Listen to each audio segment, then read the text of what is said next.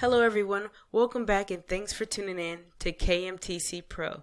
Alright, today we're going to go over another quick tip, and in this lesson I'm going to show you how to establish the key in some different ways to do it. Alright, so typically you would do something that sounds like this. Let's say they say, hey, put me in the key of C major.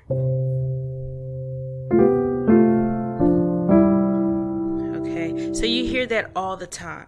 Alright, I want to show you some different ways to establish the key. So that sounds nice. Let's just cover that for the beginners who don't know how to do it. So to establish the key, this is a nice inner voice movement where you start off with the key that you're in octaves. So my left pinky is going to play the C, my right pinky is going to play the C. Okay, then my left hand is going to, while holding the C, is going to play the A to the B, right? Then back to the A, to the F, and to the G. Now, if I'm going to do this by numbers, which is wise to do, I would say, all right, hold the 1, go from the 6 to the 7, to the 6, to the 4, to the 5. Okay, so that way you can transpose it to other keys. Your right hand is going to do this. You're going to go from that 4 to the 5, or the F to the G, then back to the 4 or the F, to the 2, which is the D, and to the 3, which is the E. So 4 to 5, 4, 2, 3, or F to G, F, D, E. Alright, we put both hands together, it sounds like this. So that's the traditional way to do it, and that's fine, but I want to give you some options. So one option is just to make it sound fuller by playing full chords as the inner voice movement. All right, what do I mean by that? I'll show you. So you hold the C or the 1. You're going to form a 5 chord as a major, so that's 5 is the G, so G major, right? Then go to F major on the inside, which is F, A, and C. Then go to the 2 minor on the inside, which is D, F, and A, and then go to the 1. So essentially, I'm playing this little progression, 5, 4, 2, 1. But I'm doing that on the inside of those octave C's, or the key that I'm in, right? So I hold the key that I'm in, play the 5 major, so G major, B, D, and G. Then go to the 4 major, A, C, and F, and then go to the 2 minor, which is F, A, and D, and to the 1 major. Alright, and you can voice this any way you want, so 5, 4, you can voice it like this, 2, 1, or you can do the 2, 1, or you can do the 2, 1, doesn't matter, okay? So that's a different way. So you have the original, play that, or you can fill it up with the 5, 4, 2, 1. Okay. Now another thing you can do, instead of going to the 2 minor, you can do a 2 minor. You can do a 4 minor with the 6 added. Okay. So the 4 minor is 1, 2, 3, 4. So 4 minor is F, A flat, or G sharp, and C. When I say add the 6, I'm talking about that D. Okay. So you're making it like a half diminished chord on the inside off of the 2. So do it all together. You play the 5, 4, right? Now check this out. Ooh, that sounds nice. That F, A flat, D, and F. And then go to the 1.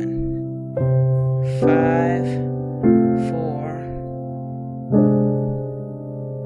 And I'm just playing around with the way that I'm voicing it, but that's essentially the way I'm thinking about it, and that's the chord that I'm playing. So 5, 4. So that's a third way to establish the key that you're in. Okay. Let's look at, what if you're playing a more traditional song, right? Like an old school churchy type of thing, and they say, put me in the key of C. You can do something like this. Okay, that sounds pretty cool, right? So how did I do that? I'm playing the octaves, the key that I'm in. My right hand's going to just form a C major play the 1 as a major just with the 1 on the top. So essentially the 1 in its first inversion, because root position first inversion says put that bottom note on top. So, and then I just take those 2 notes on the bottom, that E and G, and move them down chromatically or in half steps. Once, twice, and then go down to form your C major chord. C, E, and without the 5. Alright, so that's all I'm doing in my right hand. Now my left hand, I've established the key. Now I'm going to play the flat as 7th in my left hand and walk it down chromatically. So I'm going to go from B flat or A sharp to A to G sharp to that C and put it all together.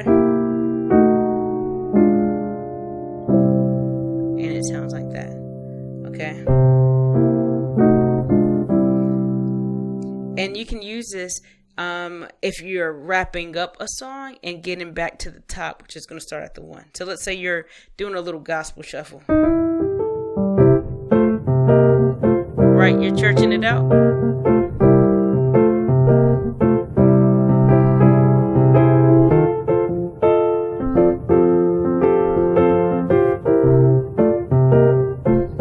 Let's say you go to the 5,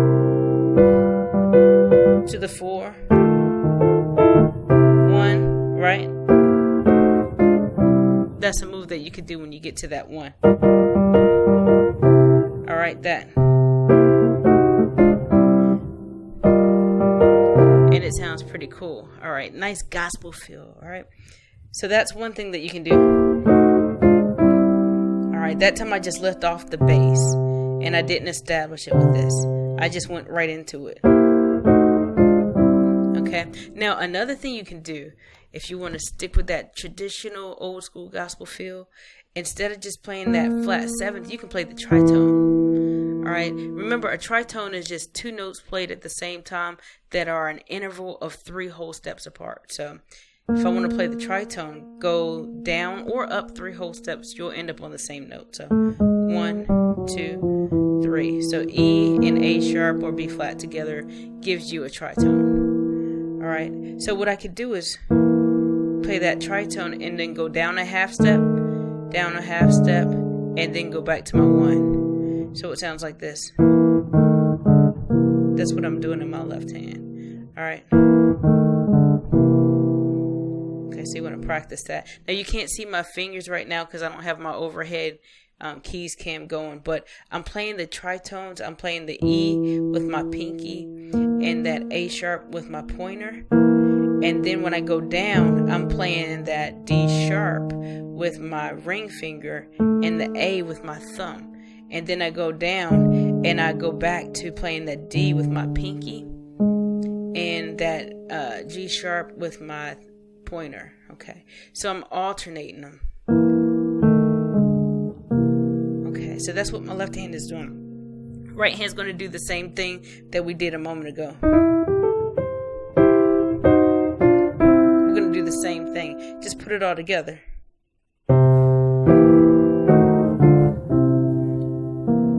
And it sounds good, okay? So that's a cool way to establish the key if you're playing more traditional types of songs. What if you're going to do something that's more contemporary and they say, put me in the key of C major? All right. This is something that I love to do. It sounds amazing. I'll play it and then I'll show you how I do it and what the theories behind it. Here you go.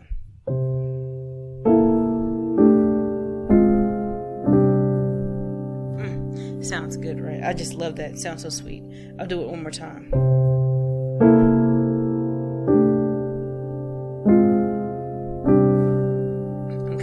So what am I doing? I'm starting off by establishing the key, playing those C's or the 1 on the outside, right? And the inner voice movement is going to start like this.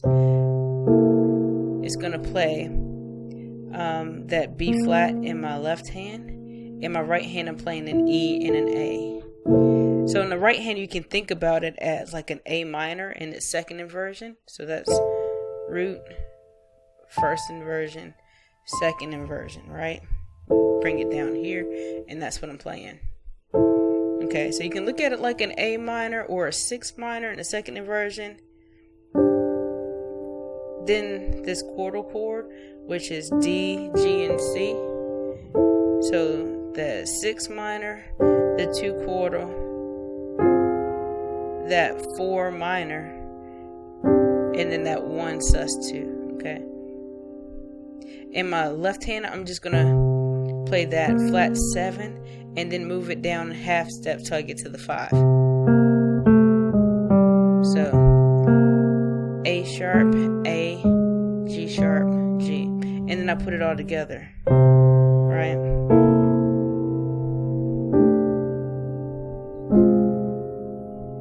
And it sounds like that, which is pretty. Now, honestly, I'm not thinking A minor in my right hand. I told you you could think that way, and you can. But what I'm thinking is just play the flat 7th in my left, find the 3rd and the 6th of the key that I'm in, and play that. So you start there, think 3 and 6, flat 7, and then start moving it down. I am thinking chordal chord here, right?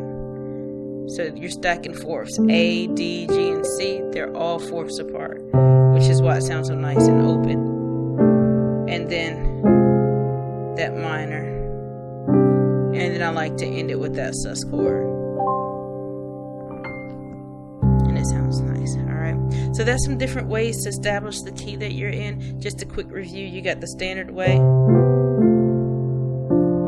Right? You can fill it up by playing that 5, 4, 2, 1, or you can do that 5, 4, that minor, and then the 1. You can do it more traditional or old school churchy. You can do that old school churchy with the tritone in your left hand. Or you can do it more contemporary by playing that 3 and 6 with that flat 7th. Then do your chordal chord, your minor, and your sus2. And it sounds wonderful. Alright. So I hope this is a blessing to you. Make sure that you learn this in all 12 keys. This is not something that you want to skip on. You don't want to do this in C and then get embarrassed when you got to go to A. You know what I mean? So learn this in all 12 keys. I hope this is a blessing to you. Thanks for tuning in. Make sure that you like, click, and subscribe to the channel to be notified of more awesome content just like this. Alright, I'll see you in the next video.